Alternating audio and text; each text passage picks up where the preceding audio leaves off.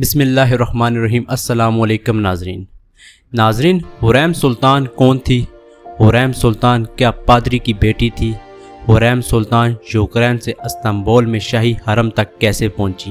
یہی ہماری آج کی ویڈیو کا موضوع ہوگا اور آج ہم آپ کو حریم سلطان کی کامیابی کے متعلق دلچسپ معلومات فراہم کریں گے، مگر ویڈیو کا باقاعدہ آغاز کرنے سے پہلے نئے آنے والے ناظرین سے گزارش ہے کہ ہمارے چینل کو سبسکرائب کریں، جہاں آپ کو دنیا بھر کی تاریخی اور معلوماتی ویڈیوز ملتی رہیں گی۔ ناظرین، پیرس نے ایمپریس آف دی ایسٹ میں لکھا کہ ہمیں روکسیلانا کے اصل نام، جائے پیدائش، تاریخی پیدائش اور والدین کے بارے میں معلومات نہیں ہیں، تاہم وہ لکھتی ہیں کہ ان کے اس زمانے میں بہت زیادہ اہمیت کے پیش نظر کچھ باتوں پر یقین کیا جا سکتا ہے، جیسا کہ ان کا تعلق یوکرین کے علاقے روتھینیا سے تھا جو اس وقت پولینڈ کا حصہ تھا۔ روکسیلانا کا مطلب بھی رتھینیا کی لڑکی ہے اور یورپ والے انہیں اس نام سے پکارا کرتے تھے۔ پیرس کے مطابق ایک بات مکمل یقینی سے کہی جا سکتی ہے کہ ان کی پیدائش مسیحی خاندان میں ہوئی تھی۔ کچھ آسمانی روایات کے مطابق روکسیلانا ایک پادری کی بیٹی تھی۔ ترکی میں افسانوی تاریخ اور قانون کے ایک پروفیسر اکرم بورا اکنجے نے حریم سلطان کے بارے میں اپنے ایک مضمون میں لکھا ہے کہ اس کا اصل نام الیگزینڈر لیکواسا تھا اور اسے 12 سال کی عمر میں کریمیا کے تاتاریوں نے اغوا کر کے استنبول بھیج دیا تھا۔ انہوں نے لکھا کہ شاہی حرم میں باقی کنیزوں کی طرح حریم سلطان کی بھی کئی سال تک شاہی آداب، عثمانی علوم اور اسلام کے بارے میں تربیت ہوئی اور پھر انہیں ان کی خوش مزاج طبیعت اور مسکراتے چہرے کی وجہ سے خرم کا نام دیا گیا۔ پیریس نے ایک سے زیادہ بار حریم کی زندگی کے بارے میں معلومات حاصل کرنے کی مشکلات کا ذکر کیا اور اس کے ساتھ یہ بھی تفصیل سے بتایا کہ اس زمانے میں شاہی حرم کی زندگی کے بارے لکھی گئی بہت سی کتابیں سنی سنائی باتوں پر مشتمل تھیں اور زیادہ قابل اعتبار نہیں۔ انہوں نے لکھا کہ روکسیلانا سن 1520 میں ستمبر میں سلطان سلیمان کی تخت پوشی کے کچھ ہی مہینوں کے بعد ان کے حرم کا حصہ بن گئی تھی۔ اس وقت سلطان کی عمر 26 برس تھی اور روکسیلانا تقریباً 17 برس کی تھی۔ سن 1521 میں ان کا پہلا بیٹا پیدا ہوا۔ ان کے سلطان سے ایک بیٹی اور 4 بیٹے ہوئے۔ تاریخ بتاتی ہے کہ بظاہر اس معمول کی بات نے اس وقت سلطان عثمانیہ کو تشویش میں ڈال دیا تھا۔ پہلے بیٹے کی پیدائش تک تو بات ٹھیک تھی، لیکن اس کے بعد اس کنیز کے ساتھ تعلق جاری رکھنا مورخین کے مطابق سلطنت کی نسلوں پرانی روایات کے خلاف تھی۔ سلطنت عثمانیہ اس وقت تک 2 صدیاں اور 9 سلطان دیکھ چکی تھی اور مورخین کے مطابق ایک عثمانی سلطان کے لیے کسی بھی اور بادشاہ کی طرح سیکس صرف مزے کی چیز نہیں تھی، کیونکہ اس کے اہم سیاسی نتائج تھے۔ خاندان کے اقتدار کے بقا کے دار و مدار اسی پر تھا۔ یہ ایسا فعل نہیں تھا جو نتائج کو دھیان میں رکھے بغیر کر لیا جائے۔ حرم میں سیکس کے کچھ ضوابط تھے۔ اس وقت ان ضوابط کے تحت ایک کنیز سلطان کے بیٹے کی ماں بننے کے بعد اس سے جسمانی تعلق نہیں جاری رکھ سکتی تھی۔ مورخین بتاتے ہیں کہ ایک کنیز، ایک بیٹا، ایک پالیسی کی بنیاد یہ تھی کہ ایک شہزادے کو پوری توجہ دے سکے اور کبھی اسے 2 یا اس سے زیادہ بیٹوں میں ایک کا انتخاب کرنے کی نوبت نہ آئے۔ پیریس لکھتی ہیں کہ سلطان اور حرم کی خواتین کے درمیان سیکس وارث پیدا کرنے کی پیچیدہ سیاست سے کنٹرول ہوتی تھی۔ اگر کسی کا خیال تھا کہ خرم کا سلطان کے ایک سے زیادہ بیٹوں کو ماں بننا غلط تھا، تو سن 1536 میں سلطان سلیمان نے اپنی پسندیدہ کنیز حریم سلطان سے شادی کر کے نہ صرف اپنی عوام بلکہ استنبول میں تعینات اہم عالمی سفارتکاروں کو ایک بار پھر حیران کر دیا۔ اس کے بعد جب حریم کے بیٹے روایت کے مطابق صوبوں میں فرائض انجام دینے لگے تو ان کے ساتھ جانے کی بجائے وہ سلطان کے ساتھ استنبول میں رہیں۔ یہ ایک اور روایت کی خلاف ورزی تھی۔ مورخ بتاتے ہیں کہ عثمانوی عوام کے مناظر میں کسی سلطان کا ایک شخص کے اثر میں ہونا قابل قبول نہیں تھا، کیونکہ ان کے نزدیک سلطان کو اپنا فرض ادا کرنے کے لیے ہر بندھن سے آزاد ہونا چاہیے تھا۔ حریم سلطان اب مکمل طور پر حرم کی سیاست میں گر چکی تھی۔ خرم سلطان سے پہلے بھی ایک بیٹا تھا جس کا نام مصطفیٰ تھا۔ یہ بیٹا سلطان کی تخت نشینی سے پہلے پیدا ہوا تھا اور عوام اور عسکری حلقوں میں بہت مقبول تھا اور سب کا خیال تھا کہ اگلا سلطان یہی بنے گا۔ ناظرین، سلطنت عثمانیہ میں اس وقت تو جو روایت چلی آ رہی تھی اس کے مطابق ہر سلطان کی موت کے بعد شہزادوں میں تخت کے لیے کشمکش ہوتی تھی، جو ایک کے علاوہ سب کی موت تک جاری رہتی۔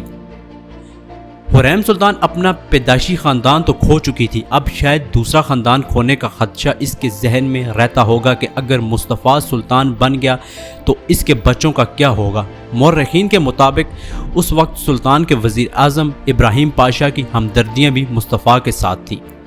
ناظرین، اب حالات کچھ اس طرح آگے بڑھ کے مصطفیٰ اور ابراہیم دونوں کو سلطان نے عہدوں کی حدود پار کرنے اور بغاوت کی منصوبہ بندی کے الزام میں مروا دیا۔ اس کے بعد اب یہ طے ہو گیا کہ سلطان سلیمان کے بعد حریم سلطان کا ہی کوئی بیٹا تخت پر بیٹھے گا۔ حریم سلطان کا اپنے خاوند سے 8 سال پہلے سن 1558 میں انتقال ہو گیا اور وہ شہزادے سلیم کو تخت پر بیٹھتے ہوئے نہیں دیکھ سکیں۔ یاد رہے کہ حریم سلطان اور سلطان سلیمان کے بیٹے بایزید کو بھی بغاوت کے الزام میں مروا دیا گیا تھا۔ ناظرین، حریم سلطان تاریخ کا ایک ایسا متنازع کردار ہے جس کے بارے میں کئی صدیاں گزرنے کے بعد بھی بحث جاری ہے۔ پیریس لکھتی ہیں کہ سلطان سلیمان اور ان کا تعلق اتنا غیر روایتی تھا کہ 2 بار عثمانی تاریخ میں اس کی مثال نہیں ملتی۔ حریم سلطان اپنی زندگی میں ہی متنازع ہو گئی تھی اور کئی صدیاں گزرنے کے بعد بھی ان کے عثمانی تاریخ میں مقام کے بارے میں بحث ختم نہیں ہوئی۔ ان پر اسی دور میں سلطان پر جادو کرنے کی باتیں کی جاتی تھیں۔ پیریس کہتی ہیں کہ عوامی سطح پر سب الزام حریم پر ڈالنا اس لیے آسان تھا کیونکہ سلطان سے تو غلطی کا تصور نہیں تھا۔ حریم سلطان کی بڑی کامیابیوں میں سلطنت بھر میں پھیلے ہوئے فلاحی کام تھے۔ مورخ لکھتے ہیں کہ انہوں نے مسجدیں، اسپتال، یتیم خانے، لنگر قائم کرنے اور پینے کے پانی کی سہولیات میں بہت دلچسپی لی اور خیراتی ادارے بھی قائم کیے۔ ناظرین، حریم سلطان غلاموں کو آزاد کروانے میں بہت دلچسپی لیتی تھی، جس کی وجہ شاید ان کا اپنا ماضی کا تجربہ تھا جسے وہ نہیں بھلا سکی تھی۔ ان کے فلاحی کاموں اور ان کے بعد بھی نچلی سطح تک ہزاروں خواتین کو فائدہ پہنچا۔ ان کے قائم کیے گئے کئی فلاحی ادارے آج بھی قائم ہیں۔ حریم سلطان سفارتی محاذ پر بھی بہت متحرک تھیں۔ اس کی ایک مثال کے طور پر سلطان سلیمان کے دور میں خرم سلطان کے آبائی علاقے پولینڈ سے سلطنت کا مسلسل رابطہ رہا۔ پولینڈ کے بادشاہ سسمند اول حریم سلطان کی کوششوں کی وجہ سے سلطنت عثمانیہ کے ساتھ امن قائم رکھنے میں کامیاب رہے۔ یہی نہیں کہ بلکہ حریم سلطان کا خط کے ذریعے صفوی بادشاہ شاہ طوماسپ کے بہن سلطانم سے بھی رابطہ تھا۔ پیریس لکھتی ہیں کہ ممکن ہے کہ جب سلطان سلیمان کا مقصد صلح ہوتا تھا وہ حریم سلطان کے ذریعے بات کرتے تھے۔ ناظرین، عثمانی سلطنت میں حرم کی زندگی کے بارے میں اپنی کتاب امپیریل حرم میں لکھا ہے کہ 16ویں اور 17ویں صدیوں میں عثمانوی سلطنت کے سفارتی محاذ پر خاص طور پر 4 خواتین نمایاں تھیں: حریم، نور بانو، صفیہ اور کسم، اور ان کے ذریعے قائم کیے گئے سفارتی روابط نے سلطنت کی بہت مدد کی۔ حریم سلطان کے بعد آنے والی شاہی خواتین کے ذکر کی طرف بڑھنے سے پہلے یہ سمجھنا ضروری ہے کہ یہ نو عمر لڑکیاں دور دراز علاقوں میں انسانوں کی منڈیوں سے کن تجربات سے گزر کر استنبول پہنچی تھیں۔ اغوا کے تجربے سے گزرنا کسی کمزور انسان کے بس کی بات نہیں تھی۔ ناظرین، حریم سلطان کی سب سے بڑی کامیابی یہ تھی کہ جب انہوں نے اپنی رہائش گاہ پرانے محل سے نئے شاہی محل میں منتقل کی تو حرم کو سیاست کے مرکز کے قریب لے آئیں۔ ایسا کرنے سے حرم ایک سیاسی طاقت بن گیا اور آئندہ آنے والے وقتوں میں حرم کی سینئر خواتین کے لیے سیاسی حلقوں میں رابطے قائم کرنا ممکن ہو گیا۔ ناظرین، تاہم وہ اس کے کاروبار سے منافع کمانے والے پہلے لوگ نہیں تھے، کیونکہ بحیرہ اسود کا یہ علاقہ زمانہ قدیم سے غلاموں کی تجارت کا مرکز رہا ہے اور سلطنت روم اور پھر بازنطینی سلطنت اور بغداد کی مشہور عباسی خلافت میں بھی اس تجارت کی خریدار رہے ہیں۔ ناظرین، پیرس لکھتی ہے کہ یورپ میں ان تتاریوں کے خلاف شدید جذبات پائے جاتے تھے، لیکن تنقید کرنے والوں کو لوگوں کے غلام بننے سے کم اور اس بات سے زیادہ مسئلہ قیدیوں کے مسلمان بنائے جانے کے امکان سے تھا۔ انہوں نے لکھا کہ کریمیا کے تتاری لوگوں کو تجارت کے لیے قیدی بنانے کے بعد سلطنت عثمانیہ کی حدود میں کافا نامی شہر لاتے تھے، جہاں سے سمندری سفر کے ذریعے انہیں استنبول لایا جاتا تھا۔ پیرس کے مطابق اس علاقے میں تتاریوں کا پہلا بڑا حملہ سن 1868 में हुआ होगा, जब तकरीबन 18,000 मर्द, औरतें और बच्चे कैदी बनाए गए। इसके बाद तकरीबन हर साल इसी तरह के हमले होते थे।